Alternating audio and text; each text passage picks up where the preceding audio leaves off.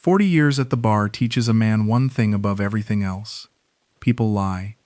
They lie on witness stands, in depositions, in contracts, in love letters, and in silence. Reeves Patterson knew this better than almost anyone in London.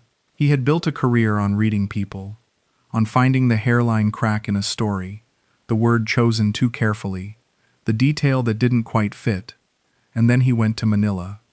And a paralegal named Ophelia Montoya read him instead. This is what it looks like when the man who spent a lifetime spotting the con becomes the one being conned. The day I signed the property deed, I felt something I hadn't felt in years inside a legal document. I felt excited. Not the clinical satisfaction I used to get from a well-drafted contract or a clause that held up under challenge. Something warmer than that. Something closer to pride or hope, or the particular feeling of a man who believes he is finally building something for himself rather than for a client. The property was a 3-bedroom villa in a gated compound in Alabang, south of Manila. Ophelia had found it. She had negotiated the price down from what the agent had originally quoted, using arguments that impressed me. Market comparables, structural concerns she'd identified during the viewing, a penalty clause she'd proposed for delayed title transfer. I sat across from her at the agent's office and watched her work, and I thought, this woman speaks my language. That thought, looking back, was the beginning of my undoing. I need to go back to where this started, because the property was not the first thing. It was the fourth or fifth. And to understand how a retired barrister with 4 decades of legal practice hands over nearly £500,000 to a woman he met on a flight from Heathrow to Manila, you need to understand the state I was in when I boarded that plane. My name is Reeves Patterson. I practiced law in London for 41 years, commercial litigation primarily, with a specialism in contract disputes and a later focus on international arbitration. I was a Queen's Counsel for the last 18 years of my career. I retired at 70, partly because my firm had been nudging me toward the door with the kind of subtle institutional pressure that I recognized from the outside immediately, and chose to ignore from the inside for longer than I should have. My wife Eleanor had died 4 years earlier. Ovarian cancer. 14 months from diagnosis to the end. We had no children. We had, for 36 years, been each other's primary world. After Eleanor, I continued working, because work was the only structure that kept the days from collapsing in on themselves. When I finally retired, the structure went with it. I had a flat in Kensington, a modest place in the Cotswolds, a circle of colleagues who became increasingly infrequent now that we had no professional context to hold us together, and a level of silence in my daily life that I had not anticipated and did not know how to manage. A former client of mine, a man named Terence Bly who had made a significant amount of money in emerging market investments, had retired to the Philippines 3 years earlier and periodically sent me photographs that looked like something out of a travel catalog. Blue water, warm light, outdoor dining at dusk. He wrote once, "Reeves, you are wasting your remaining years in the gray. Come out here for a month and see what you think." I had dismissed it, as one does, until one November morning I woke at 5 o'clock in my Kensington flat with the rain horizontal against the windows and nothing whatever to do, and I booked a flight.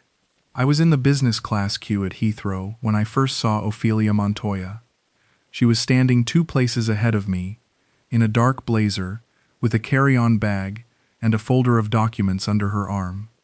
She had the demeanor of someone who travels for work rather than for leisure, efficient, unsentimental, eyes on her phone. We didn't speak in the queue. We ended up in adjacent seats by the chance of seat assignments, and we didn't speak for the first 2 hours of the flight either. It was a document that started the conversation. She was reviewing something. I could see, without trying to see, that it was a contract of some kind, and that the typeface and layout were familiar to me in the way that certain professional formats become familiar over decades of reading them. I asked, without thinking about it, whether she worked in law. She looked up. "Paralegal," she said. "Corporate. You?" "Retired barrister," I said. "Commercial litigation." Something shifted in her expression. Not excitement, more like recognition. The way a professional acknowledges another professional. London, she said. Yes, 41 years. I did some of my training attachments in London, she said. Gray's Inn. 3 months. Gray's Inn, my inn. I was called to the bar there in 1982. I mentioned this, and she smiled. The careful, understated smile of someone who is pleased but not performing pleasure. And we talked for the next 4 hours, with the ease of people who share a professional dialect. She was returning to Manila after a meeting with a client's UK-based holding company. She worked for a mid-sized corporate law firm in Makati. She was 34 years old, precise in her speech, and had opinions about arbitration clauses and governing law provisions that were, genuinely, well-informed. By the time we landed, I had her business card, and we had agreed to have dinner the following week. I want to be honest about what I felt at that point. I was not romantically drawn to her in those first days. What I felt was something more specific and, in retrospect, more dangerous. I felt intellectually respected. I felt like a professional again, rather than a retired one. Ophelia listened to me the way junior colleagues used to listen, attentively, with genuine questions, with the particular kind of engagement that comes from wanting to learn from someone, rather than simply being polite to them. After 2 years of retirement in which my expertise had become largely decorative, that feeling was more intoxicating than anything else she could have offered me. We had dinner 3 times in my first 2 weeks in Manila. By the third dinner, something had shifted. The professional rapport had acquired a warmth that was harder to categorize. She was attentive in a way that went beyond collegial interest. She remembered things I'd mentioned in passing. She asked about Eleanor with a sensitivity that felt genuine. She said once, quietly, "I think losing a partner after that long must leave a specific kind of silence. Not just loneliness, something more architectural than that." I thought about that word. Architectural. It was exactly right. The silence after Eleanor was structural. It had altered the shape of everything. I went back to London after 5 weeks. But I had agreed to return. And I was corresponding with Ophelia daily before my plane had even landed. Over the following 8 months, I made 3 more trips to Manila. Each one was longer than the last. By the third return, I was staying in a serviced apartment rather than a hotel, and Ophelia was spending 3 or 4 evenings a week with me. We were, by any reasonable measure, in a relationship, though neither of us had used that word explicitly. She was careful about that, careful in a way I read as discretion but was, I understand now, calculation. She let the emotional reality grow without labeling it, which meant I was always the one feeling more than had been formally agreed to. The first financial request came at 7 months. She brought it up during dinner at her flat, a clean, modest place in Pasig that she shared with no one, which I thought spoke well of her independence. She had been quiet that evening, distracted in a way that was not her usual manner. When I asked what was wrong, she said her firm was going through a restructure and there was a question mark over her position. Nothing certain, just uncertainty. And she had a situation at home that the timing made difficult. "What kind of situation?" I said. She was reluctant. I pressed. She told me her younger brother, Elio, had co-signed a loan that had defaulted, a business venture that hadn't worked. The lender was a private individual, not a bank, and he was threatening legal action that could affect her family's property. She mentioned a figure, 800,000 pesos. At that point, roughly 9,000 pounds. I recognized the legal structure she described. It was plausible. Informal lending in the Philippines, family liability, the particular vulnerability of co-signed instruments. It was the kind of thing I had seen in various forms across 40 years of commercial law. It was specific, coherent, and legally credible. I transferred 9,000 pounds. She thanked me in a way that was genuinely uncomfortable for her. I could see that. She looked at the table rather than at me. She said she would pay it back as soon as the firm situation resolved. I told her not to think about it. I told myself this was what people who care for each other do. The second request came 6 weeks later. Her firm's restructure had concluded, and her position had been made redundant. This was, she said, not a disaster. She had already been approached by another firm and was in conversations. But there was a gap period, and her brother's situation had required a further payment to forestall the threatened litigation while a settlement was negotiated. Another £6,000. Looking at this from where I sit now, I can see the architecture of it with a clarity that is almost embarrassing. Each request was plausible in isolation. Each one was preceded by a period of warmth and connection that made me feel I was giving from a position of strength rather than vulnerability. Each one was accompanied by reluctance, by downcast eyes, by an almost pained gratitude that felt like proof of authenticity. And each one was followed, within a week or two, by a return to normal, warmth, intellectual engagement, the comfortable evenings that had become the thing I looked forward to most. I was not a fool. I want to say that, even knowing how it sounds. I was a man who had spent 4 decades detecting deception in professional contexts, and I was applying none of that to a personal one. That is not foolishness in the ordinary sense. It is something more specific. It is the deliberate suspension of the analytical faculty, because using it would threaten something you have decided you cannot afford to lose. I knew, on some level, that I was choosing not to look too hard. I knew it, and I kept choosing it. The property came at 10 months. Ophelia had been talking, over a period of several weeks, about the instability of renting, about how Manila property values were rising, about how foreigners could structure long-term leases or purchase through Philippine corporations in ways that provided security without running afoul of foreign ownership restrictions. She knew the legal mechanisms. Of course she did. She laid them out correctly, accurately, with the fluency of someone who genuinely understood corporate property law. I understood them too. That was the thing. She was not selling me something I didn't recognize. She was speaking to me in precise legal terms about a legitimate structure, and I was following every word and nodding, because the structure was sound. The problem was not the structure. The problem was what was underneath it. The proposal was this. I would provide the capital to purchase a property through a Philippine corporation, in which I held a minority interest, a legitimate arrangement under Philippine law. The corporation would be managed locally. I would have use of the property on my visits, and the asset would appreciate over time. Ophelia would assist with the legal structuring, given her expertise. I applied, I am ashamed to say, almost none of the scrutiny I would have applied for a client. I reviewed the corporate documents myself. I verified the title search. I confirmed the zoning. I did the things a lawyer does when he is checking the transaction, rather than the person on the other side of it. The documents were clean, because the documents were clean. That was not where the fraud was. The fraud was in the corporate structure that I did not control, in the nominee shareholders whose loyalties I had not properly assessed, in the management provisions that gave Ophelia's contacts operational authority over an asset I believed I was securing. I transferred £160,000, and then, because I was now a property owner in Manila and had financial exposure in the Philippines, and because Ophelia suggested that estate planning in this context required attention, there were lawyers' fees, registration costs, a local tax advisory engagement. These were individually small, 5 figures spread across several months, but they accumulated.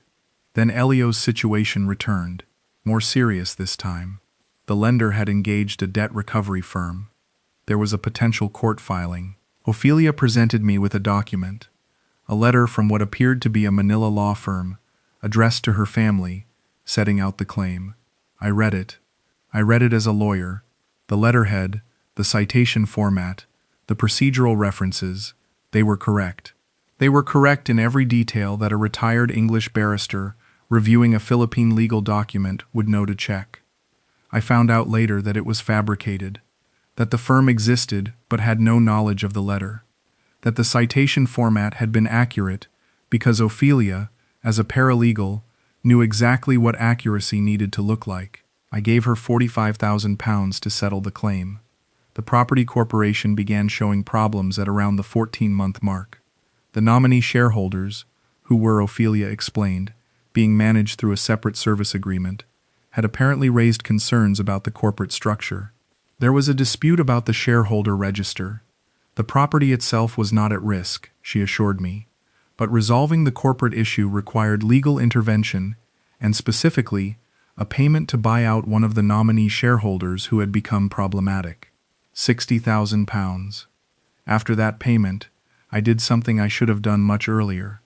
I called a contact I had from my arbitration years, a barrister named Francis Whitmore, who had worked extensively in Southeast Asia and knew the Philippine legal system reasonably well. I framed my call carefully. I did not describe my situation in full. I presented it as a general inquiry about property structures through Philippine corporations and nominee shareholder arrangements. Frances was quiet for a moment after I explained the structure.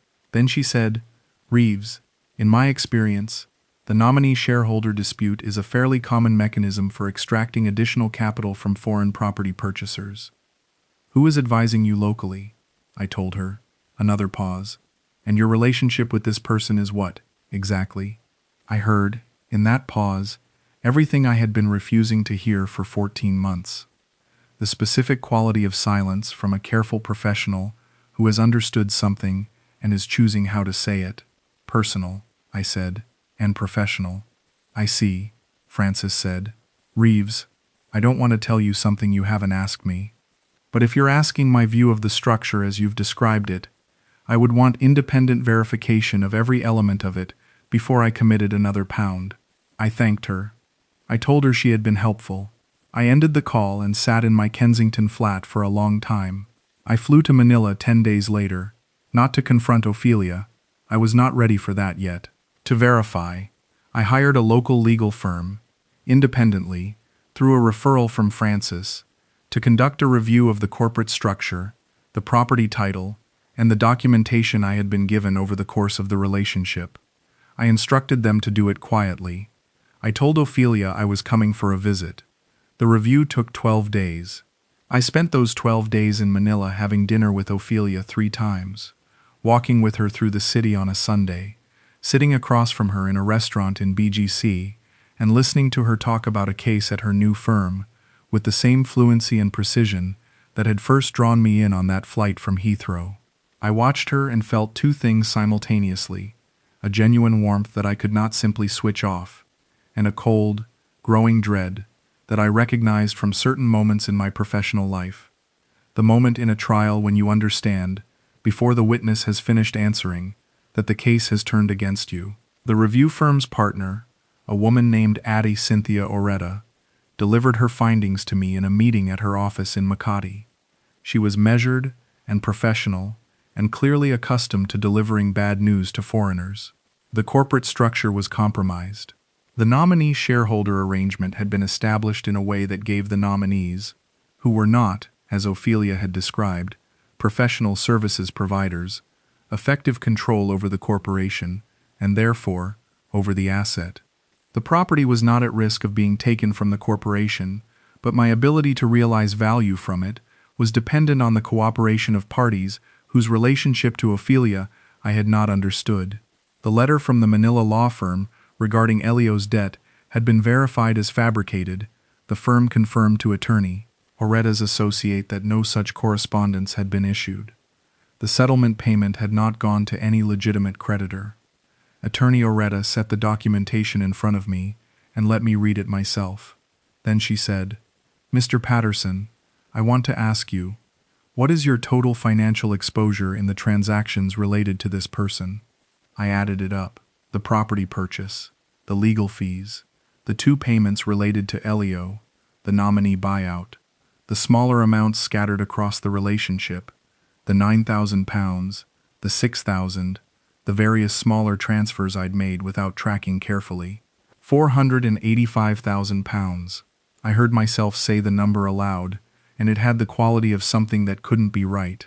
Not because I hadn't spent it, I knew I had, but because the accumulation of it, seen whole for the first time, was staggering. I had a Queen's Counsel's understanding of financial fraud. I had stood in court and explained to judges how sophisticated deception operates. I had, at various points in my career, helped clients understand exactly the kind of vulnerability that I had just demonstrated in my own life for 14 months. I met Ophelia for dinner that evening. I had decided to confront her directly, not with anger, not with accusation, but with the specific facts as I now understood them. The way I would have opened a difficult negotiation, calmly, with the evidence laid out, giving the other party the opportunity to respond. We sat at a restaurant she had chosen, the same one where we had eaten on my third visit to Manila, where she had ordered for us both in Filipino, and explained each dish with that patient warmth.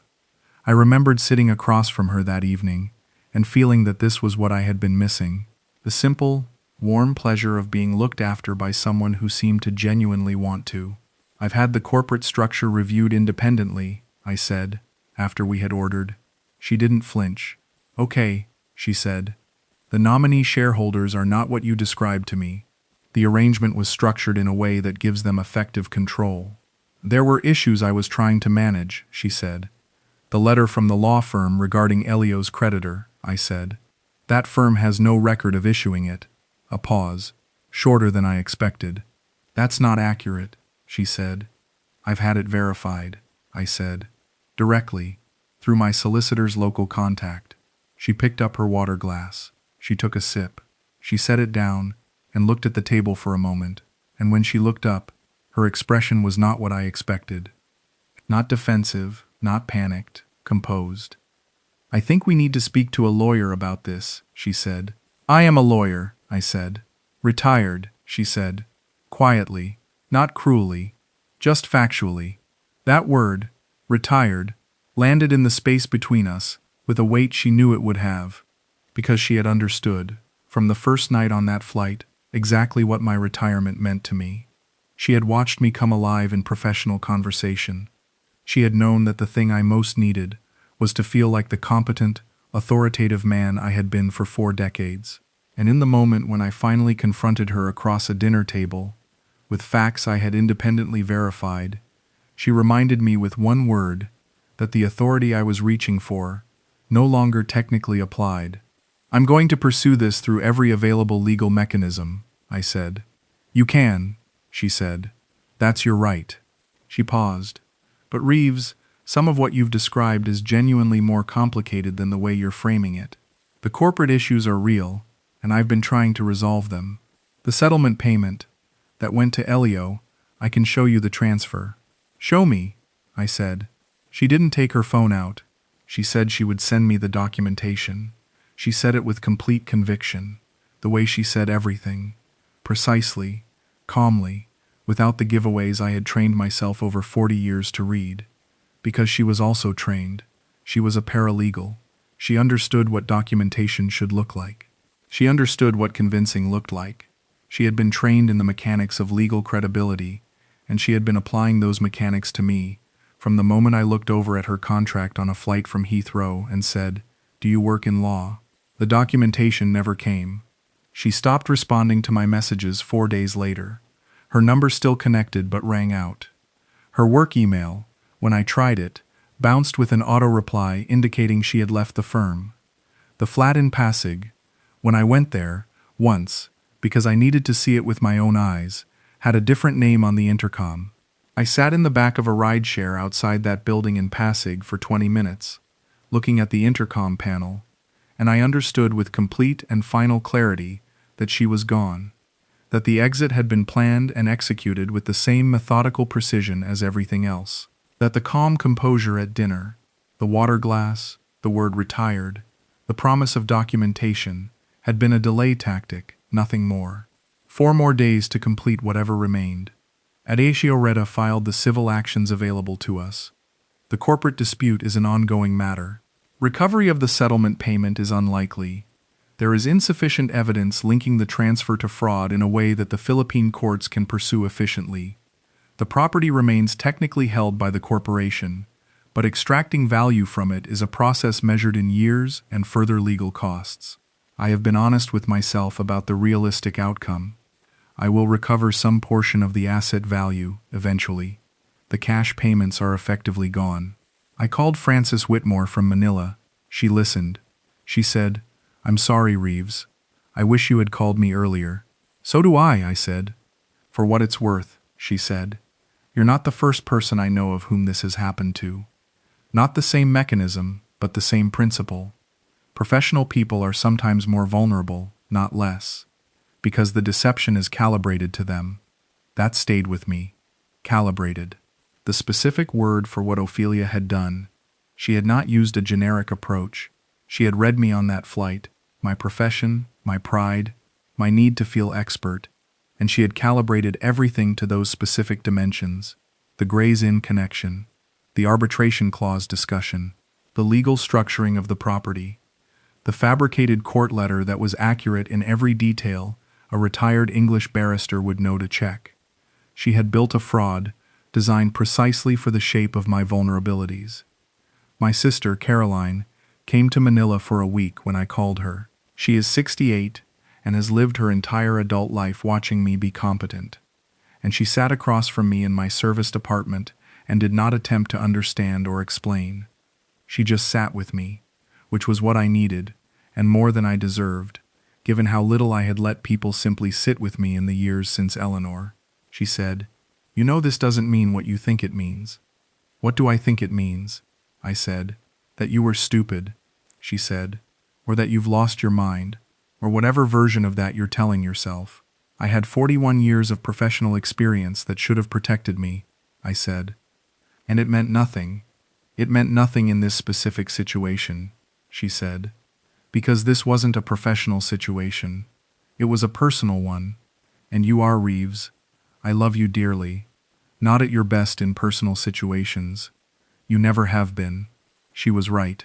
I was a formidable lawyer, and a mediocre husband, and an almost entirely absent friend to most of the people who had tried to be friends with me over the years. Eleanor had held those parts of my life together, with a patience and generosity that I had not adequately acknowledged while she was alive. After she was gone, I had not known how to build those things myself. I had gone to Manila looking for something to fill that structural absence, and I had found someone who offered to fill it in exactly the language and format that would be most credible to me. The failure was not professional, it was personal, and the two things that I was worst at, being personally vulnerable and asking for help, were exactly the things that Ophelia had exploited. I am back in London now, the Kensington flat, the grey rain, the silence that is architectural in the way she once described, correctly, precisely, as if she had been reading the inside of me rather than simply talking to me. The Cotswolds place is on the market.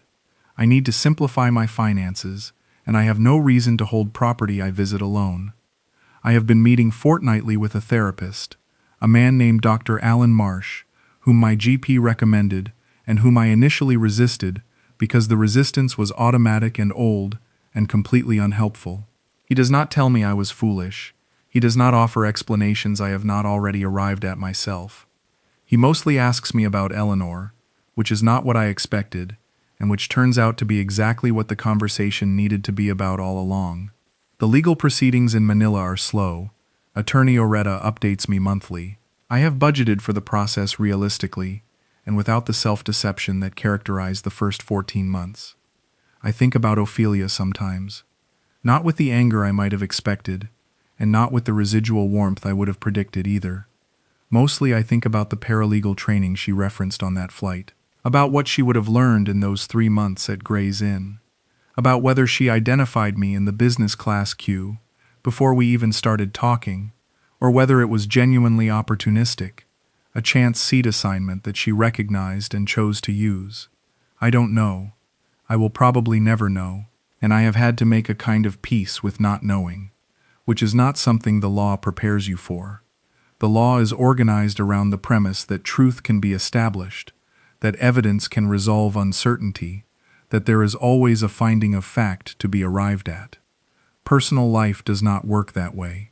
Some things remain ambiguous. Some questions don't have admissible answers. What I know is this. I was a man who had spent his professional life protecting people from exactly the kind of situation I walked into without protection. Not because I was careless, not because I was senile or ignorant, but because I had a need, specific, human, unglamorous, that I had not admitted to myself clearly enough to guard against. The need to be known, the need to feel expert and respected, and, underneath all of that, the need to not be alone in the architectural silence that Eleanor's death had left. Ophelia understood that need before I did. She had probably understood it before we landed. I've been back at Gray's Inn once since I returned. A dinner, the kind of formal, slightly airless evening that used to be a regular fixture of my professional life and that I had avoided since retirement. An old colleague of mine, a woman named Dame Hortense Kavanagh, was being honored and had asked me specifically to attend. I went. I sat through the dinner and the speeches and the port and the careful conversation of people who have spent long lives in the same institution and share its particular grammar. At one point, Dame Hortense found me near the window and said, "You've been away." "Manila," I said. "How was it?" I thought for a moment about what to say. "Educational," I said. She laughed. A real laugh, the kind that belongs to someone who has been through enough to know what educational usually means from a man standing alone at a window at the end of a long evening. "Good," she said. "That's the ones that stick." She was right. I am 72 years old, and I have lost £485,000, and a paralegal in Manila understood my weaknesses better than I did myself. That is the full and accurate summary of what happened. I am not going to reduce it to something more comfortable, or more flattering, or more narratively satisfying than that. But I am also still here, still reading contracts, because old habits persist, still having dinner occasionally with Caroline, who does not let me be as solitary as I would otherwise choose to be, still meeting fortnightly with Dr. Marsh, who continues to ask about Eleanor in ways that are quietly, uselessly, necessary. The silence is still architectural. I have not fixed that, but I am, at least, no longer pretending it isn't there.